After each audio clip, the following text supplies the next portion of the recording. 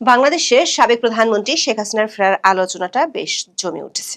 এতদিন যেটি ছিল আওয়ামী লীগের অনলাইন আলোচনায়, সেটি এখন ভারতীয় সংবাদ মাধ্যমে ছড়িয়ে পড়েছে। সাথে সাথে সরকারের পক্ষ থেকেও এ নিয়ে বক্তব্য আসায় এই আলোচনায় প্রশ্ন উঠছে, শেখ হাসিনা গত কয়েকদিন ধরে তিনি ফিরছেন বলে যে বক্তব্য দিয়ে আসছেন, তার পেছনে কি এমন কোনো বিশেষ রহস্য আছে যেটির কারণে নানান পক্ষে আলোচনা শুরু হয়েছে। আবার শেখ হাসিনা ফেরার এই বার্তা নিয়ে বেশ চিন্তিত দেখা যাচ্ছে ইউনূসের সমর্থক বলে পরিচিত ছাত্র নেতাদেরকেও। তাদের কেউ প্রকাশ্যে জনসভায়, কেউ বা নিজের ফেসবুক পেজে লম্বা স্ট্যাটাস দিচ্ছেন। ভারতীয় গণমাধ্যমগুলো ঘেটে দেখা যাচ্ছে আওয়ামী লীগ সভানেত্রী ৩টি ভারতীয় গণমাধ্যমকে ইমেইলে সাক্ষাৎকার দিয়েছেন, যেগুলো ১৯ মে ছাপা হয়েছে। তার মধ্যে আনন্দবাজার পত্রিকাকে বলেছেন তিনি এবং তার দল আওয়ামী লীগ আরো সংগঠিত হয়ে শক্তিশালী হয়ে যে ফিরবে, তার জন্য নীরবে প্রস্তুতি চলছে। প্রশ্ন হলো, এই নীরব প্রস্তুতির ধরনটা কি? সেটার ইঙ্গিত পাওয়া যায় এই ৩টি ইমেল সাক্ষাৎকারে। মিলেনিয়াম পোস্টকে দেওয়া সাক্ষাৎকারে তিনি বলেছেন তিনি মাথা উঁচু করে ফিরবেন। দ্য হিন্দুস্তান টাইমসকে দেওয়া সাক্ষাৎকারে বলেছেন তার অনুপস্থিতির অর্থ তার নীরবতা নয়, কারণ তিনি কূটনৈতিক ও আন্তর্জাতিক পর্যায়ে মাথা উঁচু করে ফেরার জন্য কাজ করছেন। দর্শক, এর আগে ২ দফায় শেখ হাসিনা ভারতীয় ও আন্তর্জাতিক গণমাধ্যমে ইমেইলে সাক্ষাৎকার দিয়েছিলেন, কিন্তু এই প্রথম কোনো মিডিয়াতে তিনি দেশে ফেরার কথা বলেছেন। শেখ হাসিনার এই ইমেল সাক্ষাৎকারগুলো এমন এক সময় প্রকাশিত হলো যেখানে কয়েকদিনের মধ্যে ভারতে যাচ্ছেন মার্কিন পররাষ্ট্রমন্ত্রী মার্কো রুবিও। কূটনৈতিক সূত্রগুলো বলছে রুবিওর সফরে দিল্লিতে আলোচ্যসূচির একটি অন্যতম ইস্যু বাংলাদেশ ও দক্ষিণ এশিয়ার আঞ্চলিক নিরাপত্তা ইস্যু। শুধু দিল্লি নয়, মার্কো রুবিও কয়েক ঘন্টার জন্য কলকাতায় যাবেন, সেখানেও বিষয়টি নিয়ে আলোচনা হবে। বিশ্লেষকদের প্রশ্ন, তৃতীয় দফায় ইমেল সাক্ষাৎকারের মাধ্যমে সেটির কি ইঙ্গিত দিলেন শেখ হাসিনা? বিস্তারিত জানতে চলুন যাওয়া যাক বিশ্লেষণে।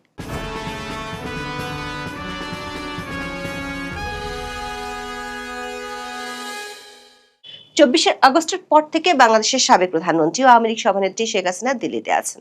ভারতীয় সরকারের দাবি তিনি দেশটির সরকার অতিথি হয়ে দিল্লিতে আছেন। সেখান থেকে তিনি নিয়মিত দলের নেতাকর্মীদের উদ্দেশ্যে অনলাইনে ভিডিও বার্তা দেন। দিল্লিতে থাকা অবস্থায় কোনো গণমাধ্যমে শেখ হাসিনার সাক্ষাৎকার প্রথম ছাপা হয়েছিল গত বছরের ২৯ অক্টোবর। ওই একদিনে বিশ্বখ্যাত ৩টি আন্তর্জাতিক গণমাধ্যমে শেখ হাসিনার ইমেইলে দেওয়া সাক্ষাৎকার প্রকাশিত হয়েছিল। আন্তর্জাতিক এই সংবাদ মাধ্যমগুলো ছিল মার্কিন যুক্তরাষ্ট্র ভিত্তিক আন্তর্জাতিক সংবাদ সংস্থা রয়টার্স, ফ্রান্স ভিত্তিক আন্তর্জাতিক সংবাদ সংস্থা এএফপি এবং যুক্তরাজ্য ভিত্তিক শীর্ষস্থানীয় দৈনিক পত্রিকা দ্য ইন্ডিপেন্ডেন্ট। এই ৩টি সাক্ষাৎকারের মূল বিষয় ছিল সাক্ষাৎকারগুলোতে তিনি জুলাই আন্দোলনের সময় সংঘটিত হত্যাকাণ্ডের সাথে তার নিজের কোনো দায় নেই বলে তিনি দাবি করেছিলেন। দ্বিতীয় দফায় শেখ হাসিনা ইমেল সাক্ষাৎকার ছাপা হয় গত বছরের শেষ দিকে। ২০২৫ সালের নভেম্বরে তিনি ভারতীয় গণমাধ্যম নিউজ 9কে এবং ডিসেম্বরে নিউজ 18 ইন্ডিয়াকে সাক্ষাৎকার দিয়েছিলেন। এই দুটি সাক্ষাৎকারে তিনি আওয়ামী লীগের রাজনীতি নিষিদ্ধ করার পদক্ষেপকে অসাংবিধানিক বলে দাবি করেছিলেন। তাছাড়া এই ২ দফার সাক্ষাৎকারগুলোতে ভারত ও পাকিস্তানের সাথে বাংলাদেশের সম্পর্ক এবং ইউনূসের কর্মকাণ্ডের সমালোচনা করেছিলেন, কিন্তু তার দেশে ফেরা নিয়ে এর আগে জোরালোভাবে কোনো সাক্ষাৎকারে কিছু বলেননি, যেটি দেখা যাচ্ছে ১৯ মে তিনটি ভারতীয় গণমাধ্যমকে দেয়া ইমেল সাক্ষাৎকারে। এই ৩টি গণমাধ্যম হলো হিন্দুস্তান টাইমস, মিলেনিয়াম পোস্ট এবং কলকাতার বাংলা দৈনিক আনন্দবাজার।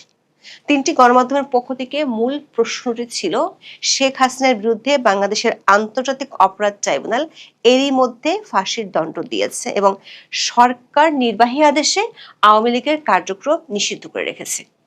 এমন পরিস্থিতিতে নিষেধাজ্ঞা বহাল থাকলে কিভাবে প্রত্যাবর্তন সম্ভব? এর উত্তর দিতে গিয়ে বাংলাদেশের সাবেক প্রধানমন্ত্রী তার ১৯৮১ সালে দেশে ফেরার ইতিহাস তুলে ধরেন। মিলেনিয়াম পোস্টকে দেওয়া সাক্ষাৎকারে শেখ হাসিনা বলেছেন বাংলাদেশে গণতন্ত্র পুনরুদ্ধারের গর্ব নিয়ে মাথা উঁচু করে ফিরবেন। আনন্দবাজারকেও একই কথা বলেছেন। তবে আওয়ামী লীগের নিষেধাজ্ঞা বহাল থাকা অবস্থায় তার ফেরা আদৌ সম্ভব কিনা এমন প্রশ্নের জবাবে তিনি যা বলেছেন সেটি বেশ ইঙ্গিতপূর্ণ। যেমন আনন্দবাজারকে বলেছেন বঙ্গবন্ধুকে সপরিবারে হত্যা করার পরেও তৎকালীন শাসক গোষ্ঠী আওয়ামী লীগকে ধ্বংস করার সব চেষ্টা করে, কিন্তু উল্টো আওয়ামী লীগ শক্তিশালী হয়ে ফিরে এসেছে। যারা এই নিষেধাজ্ঞাকে স্থায়ী মনে করছেন তাদের ইতিহাসের পাতায় চোখ রাখতে বলেছেন আওয়ামী লীগ সভানেত্রী। মিলেনিয়াম পোস্টকে দেওয়া সাক্ষাৎকারে বলেছেন 1971 সালে তৎকালীন পাকিস্তান সরকার আওয়ামী লীগকে নিষিদ্ধ করেছিল। শেখ হাসিনা বলেছেন নিষেধাজ্ঞা যদি আওয়ামী লীগকে দমন করতে পারত তাহলে বাংলাদেশের জন্ম কখনোই হতো না। হিন্দুস্তান টাইমসকে বলেছেন এই নিষেধাজ্ঞা ক্ষমতাসীনদের সাময়িক শক্তি প্রদর্শন, কিন্তু বাস্তবে এটি তাদের ভয়ের প্রতিফলন। তারা আওয়ামী লীগকে ভয় পায় কারণ আওয়ামী লীগ যদি নিয়মিত রাজনৈতিক কর্মকাণ্ড চালাতে পারে তাহলে তাদের পক্ষে রাষ্ট্রবিরোধী কর্মকাণ্ড চালিয়ে যাওয়া কঠিন হয়ে পড়বে। আনন্দবাজারের কাছে তিনি দাবি করেছেন আওয়ামী লীগ বাংলাদেশের মানুষের আবেগে রয়েছে, ফলে তার ও তার দলের ফিরে আসা অনিবার্য, শুধু কিছু সময়ের ব্যাপার। আরো সংগঠিত হয়ে শক্তিশালী হয়ে ফিরবেন তিনি। নীরবে তার প্রস্তুতি চলছে। দর্শক, আওয়ামী লীগ ফেরার জন্য যে প্রস্তুতি চলছে সেটি এই প্রথমবারের মতো শেখ হাসিনা প্রকাশ্যে বললেন। অবশ্য গত সপ্তাহখানেক ধরে অনলাইনে পাওয়া তার অডিওতে শোনা গেছে তিনি 6 মাসের মধ্যে দেশে ফিরবেন। প্রশ্ন হলো নীরবে কি প্রস্তুতি চলছে? এর ইঙ্গিত পাওয়া যায় হিন্দুস্তান টাইমস ও আনন্দবাজারে প্রকাশিত সাক্ষাৎকারে। হিন্দুস্তান টাইমসের সাক্ষাৎকারে বলা হয়েছে তার বাংলাদেশে ফেরা বা রিটার্নের বিষয়টি একটি নির্দিষ্ট তারিখ বা সময়ের উপর নির্ভর করে না। বাংলাদেশে গণতান্ত্রিক পরিবেশ, মত প্রকাশের স্বাধীনতা, রাজনৈতিক অধিকার এবং আইনের শাসন পুনরুদ্ধারে তিনি ও তার দল কাজ করে যাচ্ছেন। তিনি বলেছেন তার অনুপস্থিতির অর্থ তার নীরবতা নাই। এরপর তিনি যেটি বলেছেন সেটি থেকে ধারণা পাওয়া যায় নীরবে যে প্রস্তুতি চলছে সেটি আসলে কি। তিনি জানিয়েছেন বাংলাদেশের জন্য তিনি লড়াই করছেন এবং তিনি ও তার দল আওয়ামী লীগ কূটনৈতিক পর্যায়ে, আন্তর্জাতিক আইনি কাঠামোর মধ্যে এবং বিশ্বব্যাপী মিডিয়ার মাধ্যমে সক্রিয়ভাবে কাজ করছেন। আবার মিলেনিয়াম পোস্টের সাক্ষাৎকারেও বিষয়টি পরিষ্কার করে বলেছেন কূটনৈতিক ও আন্তর্জাতিক পর্যায়ে বেশ জোরে সোরে কাজ চালাচ্ছে আওয়ামী লীগ। আরেকদিকে দেশের নেতা কর্মীরাও আগের চেয়ে অনেক বেশি সংগঠিত বলে তিনি দাবি করেছেন। এমনকি কূটনৈতিক পর্যায় থেকে বিভিন্ন সময় রিফাইন্ড আওয়ামী লীগ গঠনের যে প্রস্তাবের কথা শোনা গিয়েছিল সেটি নিয়ে তিনি যে খুব বেশি চিন্তিত নন সেটিও 3টি সাক্ষাৎকারে তিনি জানিয়েছেন। দর্শক, শেখ হাসিনা এই যে প্রথমবারের মতো আওয়ামী লীগের ফেরার বিষয়ে কূটনৈতিক ও আন্তর্জাতিক তৎপরতার কথা বললেন সেটি এমন এক সময় যখন মার্কিন পররাষ্ট্রমন্ত্রী মার্কো রুবিও দিল্লি সফরে যাচ্ছেন 5 দিন পরে। কূটনৈতিক সূত্রগুলো বলছে 3 দিনের সফরে রুবিও পররাষ্ট্রমন্ত্রী হওয়ার পর প্রথমবারের মতো ভারতে যাবেন। সেখানে তার কোয়াডের সম্মেলনের পাশাপাশি ভারতের প্রধানমন্ত্রী নরেন্দ্র মোদী, পররাষ্ট্রমন্ত্রী এস জয়শঙ্কর এবং জাতীয় নিরাপত্তা উপদেষ্টা অজিত দোভালের সাথে বৈঠক হওয়ার কথা রয়েছে। তার এই সফরের সময় আমেরিকার 250 বছর পূর্তি উপলক্ষে দিল্লিতে একটি অনুষ্ঠান হওয়ার কথা রয়েছে। নিউ ইয়র্ক টাইমসের এক খবরে বলা হয়েছে মার্কো রুবিওর এই সফরের আগে আমেরিকার 250 বছর পূর্তি অনুষ্ঠানকে ঘিরে দিল্লিতে বেশ অভিনব প্রচার চালানো হচ্ছে।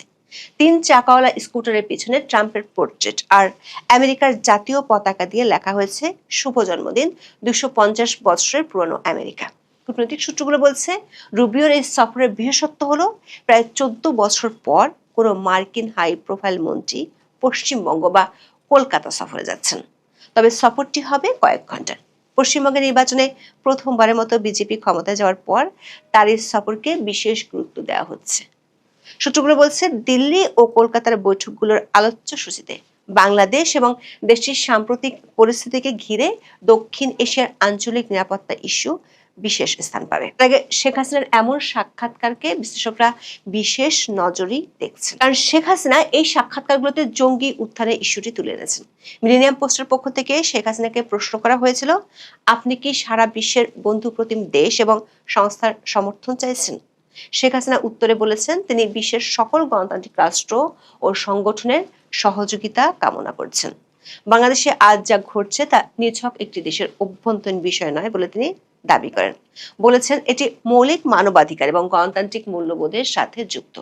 তিনি বলেছেন যদি বাংলাদেশে গণতন্ত্র ব্যর্থ হয়, যদি একটি মৌলবাদী রাষ্ট্র প্রতিষ্ঠিত হয়, যদি অরাজকতার সংস্কৃতি অব্যাহত থাকে, তবে বাংলাদেশের 18 কোটি মানুষ ক্ষতিগ্রস্ত হবে। এর প্রভাব পড়বে আঞ্চলিক ও বৈশ্বিক নিরাপত্তার উপরও। হিন্দুস্তান টাইমসে ছাপা হয়েছে জঙ্গি ও চরমপন্থী শক্তির উত্থানের কারণে বাংলাদেশ 2001 থেকে 2006 সালের মধ্যবর্তী সময়ের অন্ধকার দিনগুলোতে ফিরে যেতে পারে বলে মন্তব্য করেছেন বাংলাদেশের সাবেক প্রধানমন্ত্রী।